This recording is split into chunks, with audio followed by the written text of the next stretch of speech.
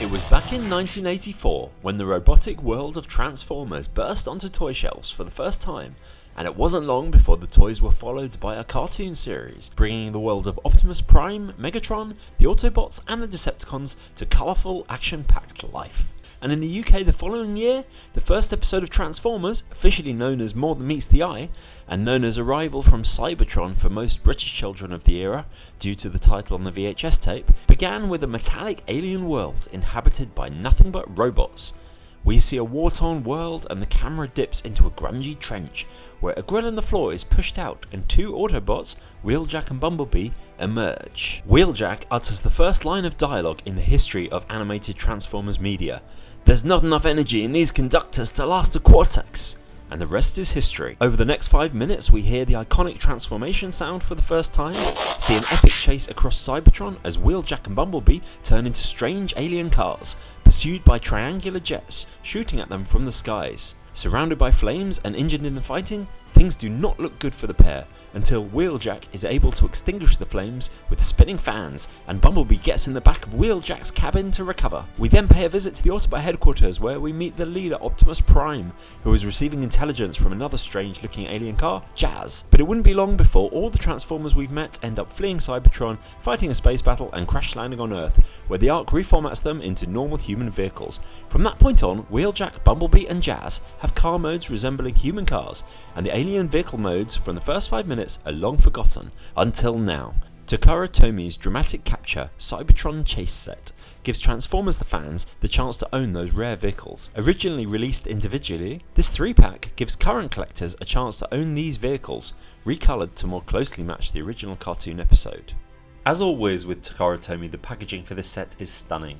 There's even an inner packaging with a great design that lifts up to reveal these lovely Autobots, with plenty of accessories for recreating scenes from the cartoon.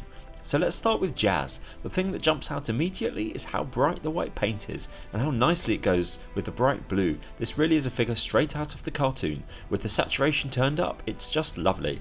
The articulation is good, with rotating arms, a great head sculpt, and it's a really good representation of the character. The vehicle mode is a great little car that almost feels like a G1 toy. It has a strange bulge underneath that is a little unfortunate, but it's still able to skid along, and he really does look like a futuristic Cybertron car that could also go very well with any of the 1986 cars. Now let's talk about Wheeljack. This is a more complex robot than the others in the set, with a lot more tabs and flaps and fiddly bits in the transformation, but it's still a really solid robot figure. He has plenty of arm and head articulation, his knees bend nicely, and he has some great ankle tilt. He does have a bit of a backpack, which is true of all 3 figures in the set, but it's understandable given how impressive and complex the transformation is. The transformation is actually quite tricky, as there are a lot of tight-fitting tabs and parts that need to be compressed to stay where they need to be, so he can be quite fragile unless you really squeeze all the joints. But once complete, he's actually a very solid, chunky Cybertronian van. He also comes with this great sun shield, just like in the cartoon, and the spinning fan blades on the front, so you can recreate that iconic scene from the cartoon and save him and Bumblebee from the Decepticons' fire. Speaking of Bumblebee, this little guy is a nice cartoon accurate representation of the character, with a cheeky head sculpt with a great facial expression.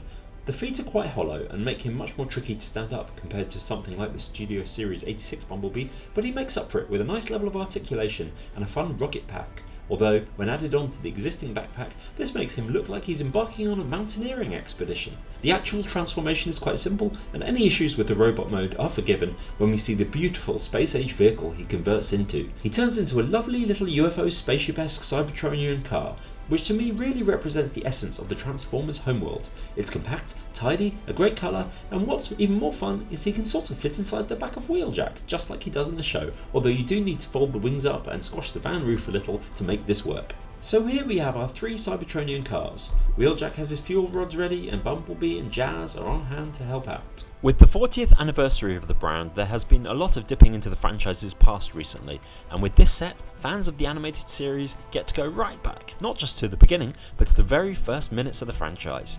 Even without the nostalgia, these are great looking Cybertronian modes, nice well designed transformations and robot modes, and a collection that, while pricey, will give hours of fun for anyone looking to recreate that Arrival from Cybertron Energon excitement.